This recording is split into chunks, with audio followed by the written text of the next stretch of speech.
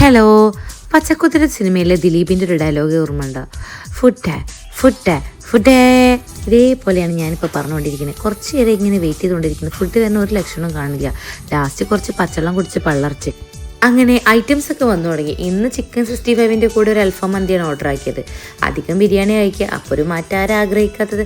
അങ്ങനെ ഇന്ന് മന്തി കഴിക്കാമെന്ന് വിചാരിച്ചു. അങ്ങനെ മന്തി കഴിക്കാനായിട്ട് തുടങ്ങി. എന്തോ ഒന്നിൻ്റെ കുറവില്ലേ? മന്തി കഴിക്കുമ്പോൾ തീർച്ചയായിട്ടും വേണ്ട ഒരു ഐറ്റമാണ് മയോണൈസ്. മയോണൈസ് ഇല്ലാതെ എന്ത് മന്തിയില്ലേ?